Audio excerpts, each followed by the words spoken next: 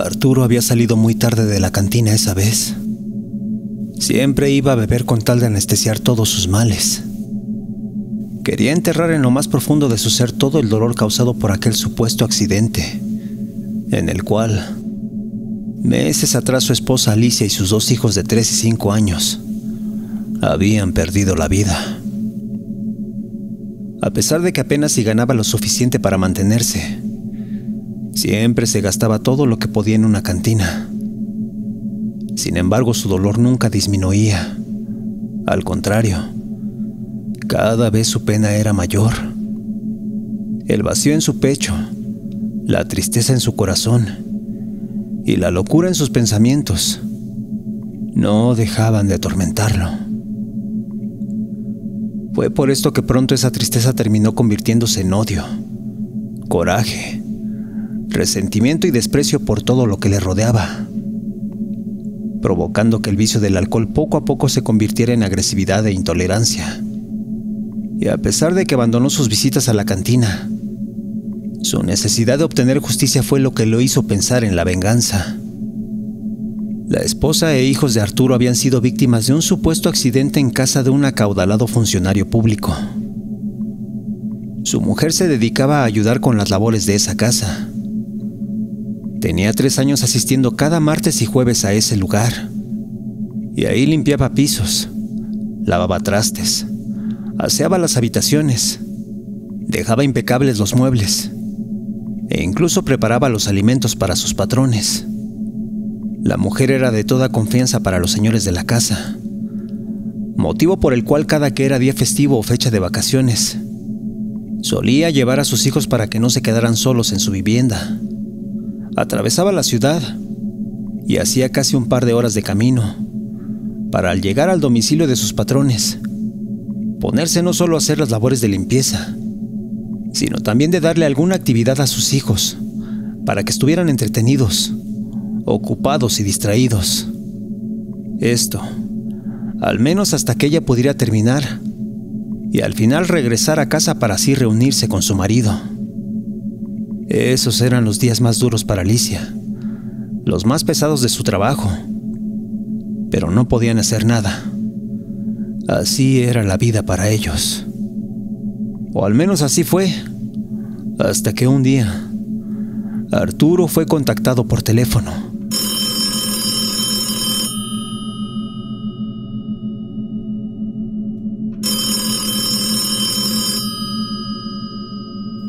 Marcaron alrededor de mediodía a la fábrica donde él trabajaba, y al atender, simplemente le dijeron que sus hijos habían sufrido un accidente, que habían sido atacados por un perro, y el cual lamentablemente los había matado. De igual forma le dijeron que su mujer, al intentar apartarlos del animal, se puso en medio, solo para recibir brutales mordidas en todo el cuerpo. Y era por esa situación por la que le llamaban, ya que su mujer había terminado en un hospital.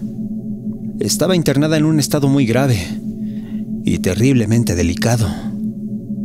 Ese día, en ese momento, de inmediato Arturo dejó su puesto y viajó al centro de la ciudad para ir al hospital. Al llegar de inmediato le confirmaron que su mujer estaba muy grave, que había sido ingresada con signos vitales muy bajos y casi al borde de la muerte. Sin embargo, le pidieron que esperara y que rezara porque ella se recuperara. Al tranquilizarse un poco, comenzó a preguntar detalles de la situación, de cómo es que había sucedido, pero nada, no se sabía mucho. Solo que su mujer había llegado inconsciente y que en ese momento sus hijos ya habían fallecido. Arturo siguió preguntando, cuestionando por qué nadie hizo nada, por qué nadie los había ayudado. Y fue entonces que se enteró que de los patrones de su mujer, de la gente para las que ella trabajaba, simplemente nunca se supo nada. Fue así que no había respuestas, solo un terrible accidente en la calle Y fue por esto que el hombre tuvo que enfrentarse no solo a la muerte de sus hijos, sino eventualmente también al fallecimiento de su esposa. La pobre no había resistido, y horas más tarde simplemente dejó de respirar. El corazón de Alicia había dejado de latir, y Arturo al día siguiente ya estaba solo en el mundo. Se trataba de una impensable tragedia, ya que tuvo que hacerse cargo de los sepelios de sus hijos y su esposa, de enterarse cómo los pobres cuerpos de sus pequeños habían sido completamente agredidos, mutilados, entregados incluso sin algunos dedos, obligándolo a tener un velorio con el ataúd cerrado por el terrible estado de sus rostros. Sin embargo, faltaban malas noticias, ya que producto de las atenciones médicas para Alicia, se había dejado una cuantiosa deuda en el hospital. Arturo pidió prestado, pagó la deuda y se llevó los cuerpos de su familia para enterrarlos cerca de él, en las afueras de la ciudad. A la mañana del entierro acudió gente que conocía a Alicia y Arturo, incluidos algunos vecinos, los cuales eran amigos de sus hijos. La gente cercana trató de ayudarlo con los gastos. Sin embargo, tuvo que vender su camioneta para pagar las deudas hospitalarias y también la cuenta del cementerio.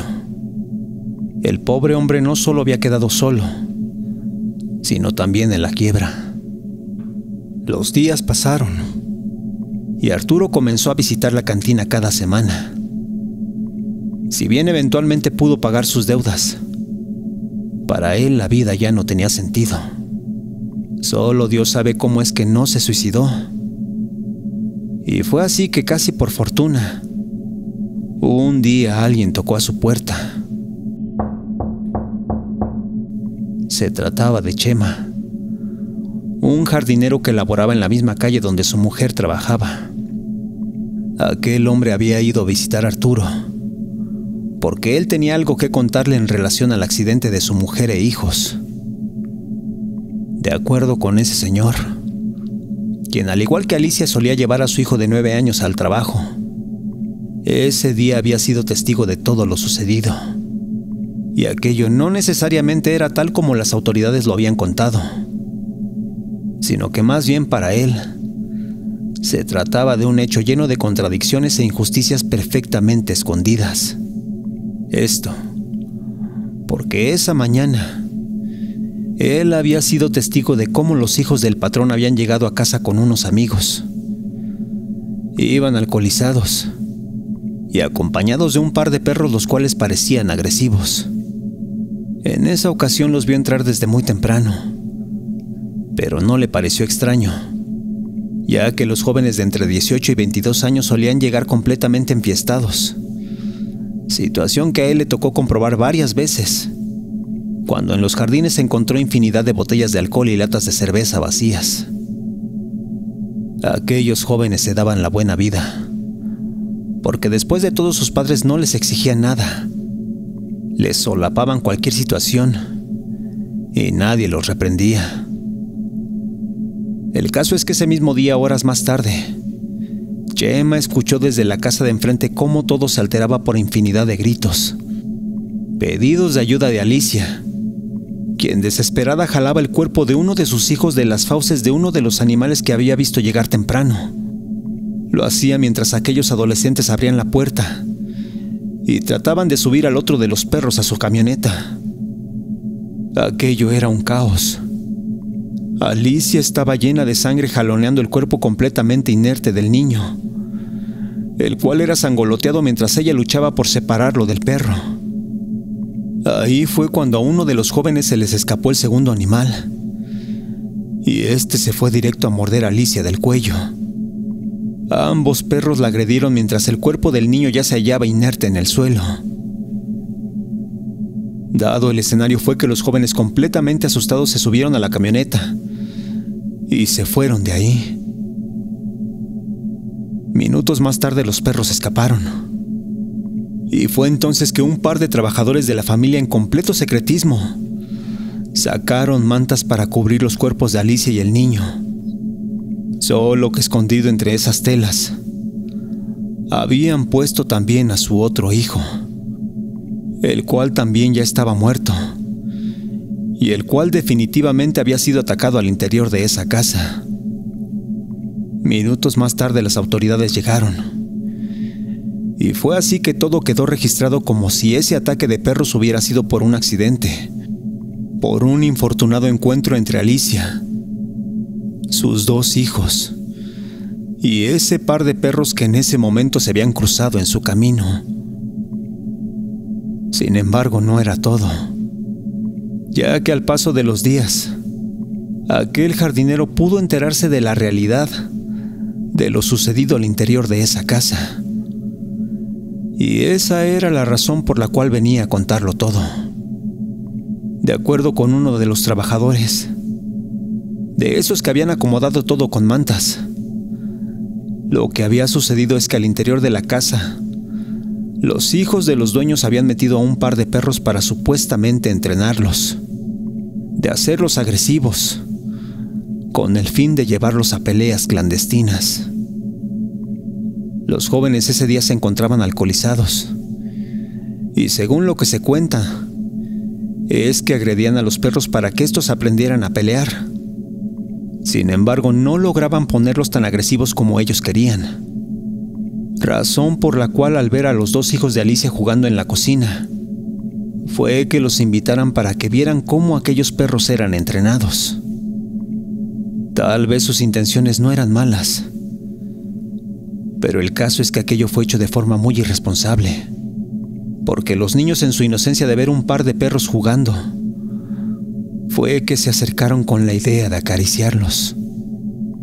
Solo que no fue como lo creían, ya que por alguna extraña razón, uno de los animales de pronto soltó la mordida.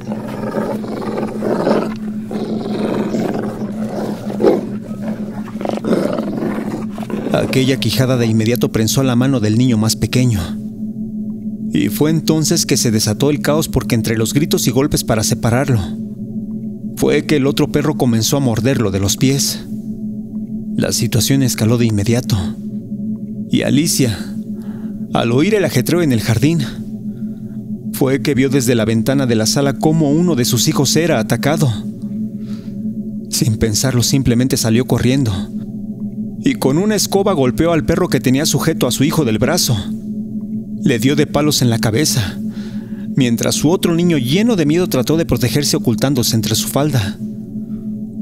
Pero aquello fue peor, porque a la vez que logró separar al perro de su hijo, fue que tal vez por el miedo o la adrenalina del niño mayor, este la olió y simplemente se fue directamente a morderlo. Aquello era un desastre. Entre infinidad de gritos de los niños y su madre, aquellos perros continuaban jalando y mordiendo sin que nadie los detuviera. Los jóvenes que presenciaban estaban paralizados, y solo uno de ellos pensó en abrir el portón para tratar de meter a los perros al carro. Solo que nunca pudieron zafarlos. El niño más grande de pronto era un trapo en las fauces de un perro, mientras el otro era sacudido en el suelo mientras su madre luchaba por liberarlo. Después de todo eso se dio como Arturo más o menos sabía, y el resultado fue aquel que él mismo ya conocía. Aquello no lo esperaba el pobre hombre. Oír aquella versión lo dejó pasmado. Sin embargo, a pesar de no decir nada, a partir de ahí tenía claro que su familia no había muerto por un accidente. El pobre hombre terminó de escuchar la versión del jardinero y, completamente serio, en un profundo silencio, simplemente respiró hondo y, conteniendo su coraje, agradeció que hubiera ido a contarle los hechos. Chema, al ver su rostro desencajado, no dijo más. Dio su pésame y sus respetos, y se fue de ahí con la cabeza mirando al suelo. Aquello era muy difícil de procesar. Arturo se quedó todo el día sentado en su sillón viendo al vacío. repasando en su mente las voces de sus pequeños hijos, imaginando sus gritos, su dolor, su desesperación por tratar de liberarse de aquel infierno. Y de Alicia, de su mujer, de su valiente pareja. Solo el pánico por no poder protegerlos, a pesar de haber puesto su propia integridad de por medio. Aquello era su propio infierno, repitiendo en su cabeza situaciones imaginarias de una versión que recién había escuchado, repitiendo una y otra vez los gritos de sus hijos, el sufrimiento de su mujer y el terrible escenario de esa tragedia. Sin embargo, poco a poco sus pensamientos comenzaron a modificarse, centrándose cada vez más en los posibles rostros de los jóvenes que habían ocasionado todo, de los irresponsables que no previeron la reacción de los animales y quienes estúpidamente habían puesto a su familia en tal tragedia. Arturo esa noche no quiso dormir. No sabía cómo calmar ese sufrimiento que rondaba su mente. Y a pesar de que quiso ir a la cantina para desaparecer su dolor con un trago, simplemente aguantó y se quedó sentado en su sillón viendo al vacío, contemplando su dolor durante toda la noche. Al día siguiente Arturo viajó a la ciudad y durante un par de semanas no se supo nada de él. En casa de los patrones de Alicia ya se habían tranquilizado las cosas. Habían mandado a sus dos hijos de 19 y 21 años por unas semanas a Guadalajara, estado donde tenían familia y donde, según ellos, lo hacían para que ahí pasaran las vacaciones. Sin embargo, no había mucho que especular. Los habían mandado en realidad por si de alguna forma se complicaba su situación legal. Esto, después de que la muchacha del aseo y sus hijos hubieran muerto a las puertas de su casa. Sin embargo, no pasó nada. A pesar de ser de clase media y tener uno que otro contacto con gente de la política, en esa ocasión no habían necesitado ni un solo favor, porque la policía simplemente no investigó nada. Dio por hecho que aquel accidente había sido una situación infortunada, la cual los liberaba de cualquier responsabilidad, al haber ocurrido a las afueras de su casa. Y no era que la patrona y su esposo fueran malas personas, sino que simplemente no querían que sus hijos, por aquel accidente, por aquellas actitudes infortunadas y estúpidas, echaran a perder sus vidas para siempre. Todo por una mujer y sus hijos, a los cuales según ellos ya nadie recordaba, o al menos nadie que ellos conocieran. Fue así que pasaron esas semanas en las que nadie los culpó o señaló por el hecho. Y calmadas las cosas, dejaron que sus hijos volvieran a casa.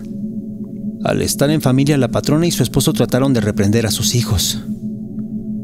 Les quitaron la camioneta y los castigaron, según ellos, obligándolos a que el resto del semestre fueran a la universidad en transporte público, poniendo también como regla que los fines de semana regresaran a más tardar a la 1 de la mañana y que por nada dejaran sus entrenamientos de fútbol los fines de semana. La patrona y su esposo creían que eso era un castigo,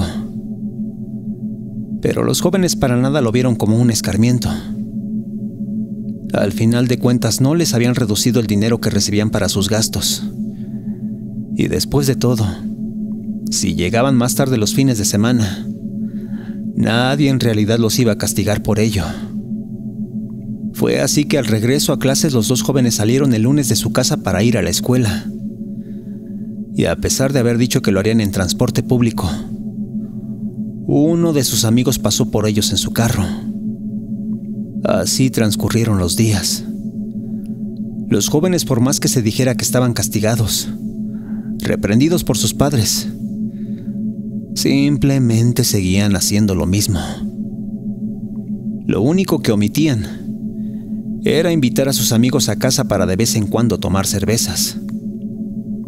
Sin embargo, ese pequeño cambio de a diario ser recogidos por uno de sus amigos en las mañanas no era lo único que difería de semanas anteriores en esa calle, ya que de la nada, y sin razón aparente, pudieron ver día con día a un hombre de aspecto humilde que todas las mañanas los veía salir de su vivienda.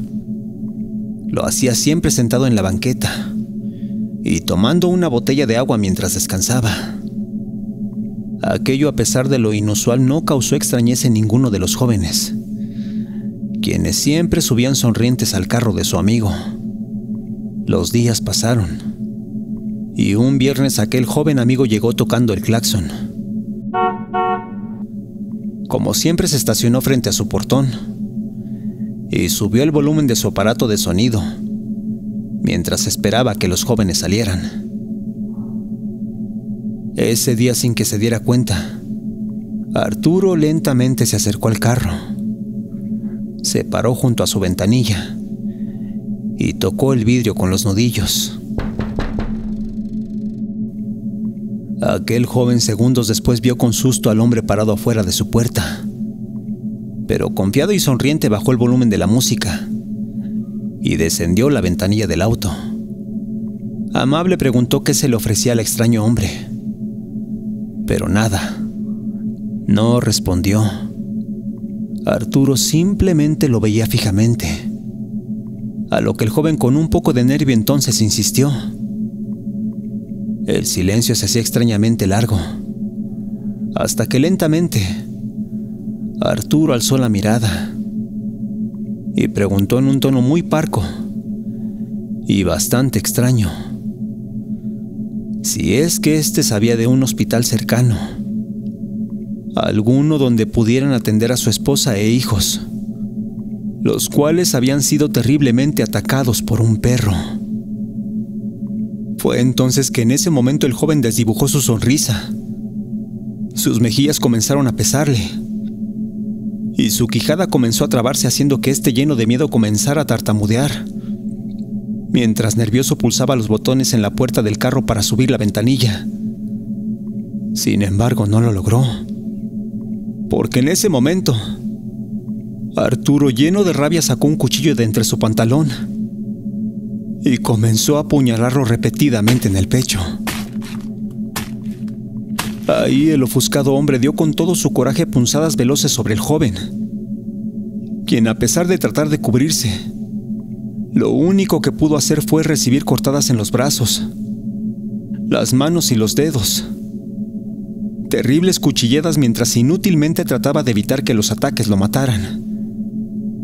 Sin embargo, poco pudo hacer, ya que la furia de Arturo era imparable, y al no poder ser detenido, simplemente terminó por destrozarle el pecho al joven, llenando a su paso todo el carro de sangre. Ahí Arturo comenzó a sentir algo de satisfacción. Sin embargo, aquello apenas había comenzado. Apenas había iniciado la justicia que para él y su familia tanto había anhelado. Y fue entonces que alzó la mirada y vio a uno de los jóvenes de la casa caminando hacia el carro. Arturo no había sido visto, por lo que entonces se agachó y rodeó el auto. Caminó sigiloso, y cuando aquel joven abrió la puerta para entrar, fue que su sorpresa lo hizo paralizarse. Ahí frente a él estaba su amigo, completamente bañado en sangre, completamente masacrado al volante. Fue en ese momento que el menor de los hermanos intentó dar un paso hacia atrás, pero no pudo hacerlo, porque en ese momento ya se había topado con Arturo. El joven, lleno de terror, volteó, y antes de poder gritar o hacer algo, fue que una cuchillada le atravesó el cuello. Aquel metal oxidado se clavó sobre su garganta, solo para, con una tremenda furia, ser jalado como gancho y destrozarle por completo la tráquea. Los chorros de sangre comenzaron a bañarlo todo, y él, sorprendido, se llevó las manos al cuello, mientras sus piernas se doblaban obligándolo a caer al suelo. Arturo lo vio a los ojos y disfrutó cada instante de su mirada llena de miedo, de terror, de sorpresa, al darse cuenta que no habría forma de salir vivo de ese ataque. Los segundos pasaron. Un charco de sangre se formó en el suelo y el joven simplemente dejó de moverse. Arturo estaba satisfecho. Sin embargo, sabía que eran 2 hermanos y que aún faltaba uno por salir. Fue así que se dirigió a la puerta. Lo hizo empuñando fuertemente su cuchillo. Vio que la puerta apenas estaba emparejada, por lo cual extendió su mano para intentar abrirla. Pero ¿cuál sería su sorpresa? Que antes de tocarla, esta ya se estaba moviendo. Ahí frente a él estaba el mayor de los hermanos, quien rápidamente vio el escenario sangriento en el carro. Sin embargo, por instinto y miedo, pudo reaccionar antes de que Arturo le hiciera daño, por lo que empujó fuertemente la puerta y con esta golpeó a Arturo. Ahí el hombre cayó al suelo y rápidamente el joven aprovechó para entrar a casa buscando ayuda. Lo hacía gritando para que su madre o alguien más lo auxiliara. Fue así que el joven corrió hacia la sala. Completamente nervioso tomó el teléfono e intentó marcar. Solo que la impresión era tanta que ni siquiera podía coordinar sus dedos al teclear. En ese momento se oyó la voz de su madre, quien desde la segunda planta preguntaba a qué se debía tanto escándalo. Y fue entonces que su hijo la volteó a ver, tartamudeando y batallando con explicar que afuera de su casa su hermano ya estaba muerto. El joven intentó hablar, decir algo, emitir alguna palabra, pero fue entonces que lo notó. Su madre tenía en el rostro una expresión de terror la cual jamás había visto. Y fue entonces que volteó sobre su hombro, solo para ver con el rabillo del ojo aquella sombra que rápidamente se le acercaba. Era Arturo, quien furioso comenzó a darle infinidad de puñaladas en la espalda. Y fue entonces que la mujer de la casa entonces comenzó a gritar. Comenzó a pedir ayuda, pero no había nada más que hacer. Ya era demasiado tarde. Arturo, lleno de furia, había perforado en 40 ocasiones a su hijo. Y fue así que el cuerpo del joven terminó en el suelo, completamente masacrado, lleno de sangre, lleno de orificios por todos lados. La mujer, fuera de sí, no vio nada más en su entorno y se dirigió directamente a su hijo. Con tremendo impacto comenzó a abrazarlo, tartamudeando entre murmullos y preguntando al aire ¿por qué? ¿Por qué le había pasado aquello? A lo que Arturo simplemente comentó antes de salir que no debía preocuparse, ya que los accidentes pasan, y al igual que el de su esposa e hijos, era tan solo uno de ellos. Las sirenas afuera sonaron, y el futuro de Arturo ya no importaba, porque muy dentro de su corazón, para él, la justicia por fin había llegado.